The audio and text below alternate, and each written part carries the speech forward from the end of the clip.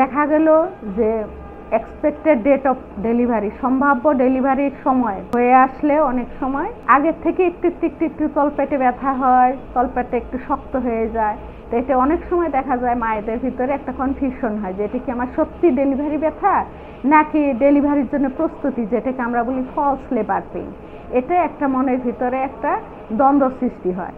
তাহলে আমরা false pain এবং ট্রু লেবার পেইন এই দুইটার ভিতরে আমরা কিভাবে বুঝতে পারবো যে হ্যাঁ এটা আসলেই সত্যিকারভাবে ডেলিভারি ব্যথা উঠছে, এখন আমাকে প্রস্তুতি নিয়ে, যেটা আমরা প্রসব পরিকল্পনায় যে প্রস্তুতিগুলো বলছিলাম সেইভাবে প্রস্তুতি নিয়ে আমি ডেলিভারির জন্য রেডি হয়ে যাব এবং আমি যেখানে যার কাছে ডেলিভারি করবো সেইভাবে যোগাযোগ করবো। ফলস ডেলিভারি পেইন হলে ব্যথা উঠবে এবং ব্যথাটা একটা রেগুলার ইন্টারভেলে ব্যথাটা উঠবে না, এবং স্থায়িত্বটা দেখা গেল যে কম, একটুক্ষণ স্থায়ী হতে পারে, বেশিক্ষণ হতে পারে, পরের বার হয়তো অল্পক্ষণই স্থায়ী হলো, এবং রেগুলার ব্যথাটা ওইরকম একটা ইন্টেন্সিটি বা একটা রেগুলার ইন্টারভেলে ব্যথাটা উঠবে না। কিন্তু যদি সত্যিকার প্রসব ব্যথা হয় তাহলে কি হবে, ব্যথাটা কোমরের দিক থেকে, তলপেটে কোমরের দিক থেকে ব্যথাটা উঠবে, উঠে তলপেটের দিকে ব্যথাটা আসবে এসে, এবং পাশাপাশি কি হবে, তলপেটটা শক্ত হয়ে যাবে, মানে জরায়ুটা কন্ট্রাকশন হবে, কন্ট্রাকশন হওয়ার জন্য জরায়ুটা শক্ত হয়ে যাবে,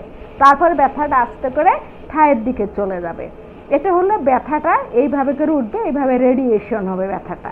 তারপরে ব্যথাটা একটা রেগুলার ইন্টারভেলে উঠবে, যে প্রথমে যদি 30 মিনিট পরে পরে উঠে তাহলে পরবর্তীতে দেখা গেল 25 মিনিট পরে উঠলো, তারপরে হয়তো 20 মিনিট পরে, মানে একটা রেগুলার ইন্টারভেলে ব্যথাটা উঠবে। এবং কি হবে, প্রথমবার যদি ব্যথাটা 10 সেকেন্ড থাকে, পরবর্তীতে হয়তো পরবর্তী ব্যথাটা 15 সেকেন্ড থাকবে। তার মানে একটা রেগুলার ইন্টারভেলে ব্যথাটা প্রথম কোত্থেকে উঠলো, কোন দিকে গেল, সেটা একটা আমরা জানলাম। তারপরে হলো রেগুলার ইন্টারভেলে ব্যথাটা উঠবে। তারপরে তার স্থায়িত্বটা আস্তে আস্তে স্থায়িত্বটা বাড়বে, এবং দেখা গেল অনেক সময় রক্ত মিশ্রিত স্রাব, যেটাকে আমরা শো বলি, এটা অনেক সময় দেখা যাবে যে একটু রক্ত মিশ্রিত স্রাব দেখা যাচ্ছে। তাহলে এগুলো হলো ট্রু লেবার পেন। তারপরে যদি কোনো স্বাস্থ্যকর্মী আশেপাশে থাকে, তারা হয়তো ভিতরে পরীক্ষা করবে। তারা পরীক্ষা করলে কি হবে, জরায়ের মুখটা দেখা যাবে আস্তে আস্তে জরায়ের মুখটা খুলে যাচ্ছে। সাধারণত জরায়ের মুখটা বন্ধ থাকে, কিন্তু যদি ভিতরে পরীক্ষা করা হয় তাহলে দেখা যাবে জরায়ের মুখটা এই যে খুলে যাচ্ছে, আস্তে আস্তে জরায়ের মুখটা খুলে যাচ্ছে।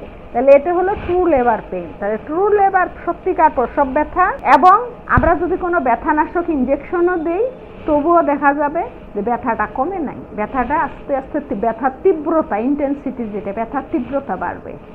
আর যদি ফলস পেইন হয় তাহলে সেটা রেগুলার ইন্টারভেলে আসবে না, তার স্থায়িত্বটা বাড়বে না, হ্যাফেজার্ড পেইনটা হবে, এবং ব্যথানাশক ইনজেকশন দিলে সেটা ঠিক হয়ে যাবে।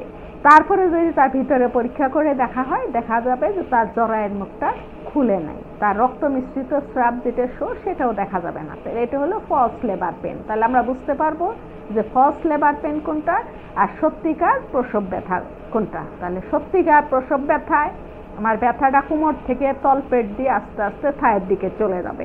এটা হলো যে কিভাবে কোত্থেকে উঠে কোন দিকে রেডিয়েশন হবে। তারপরে তার রেগুলার একটা ইন্টারভেলে সেই ব্যথাটা উঠবে।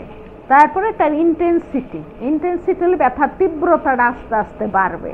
তারপরে তার স্থায়িত্বটাও আস্তে আস্তে বাড়বে, শো থাকবে, রক্ত মিশ্রিত স্রাব থাকবে, ব্যথার ইনজেকশন দিলে সেটা কমবে না, এবং ভিতরে যদি পরীক্ষা করে দেখা হয় তাহলে দেখা যাবে যে জরায়ের মুখটা খুলতেছে। তাহলে এটা দিয়ে আমরা বুঝবো যে সত্যিকার প্রসব ব্যথা শুরু হয়ে গেছে, এবং পরবর্তীতে আমরা সেই অনুযায়ী আমরা ব্যবস্থা নেব।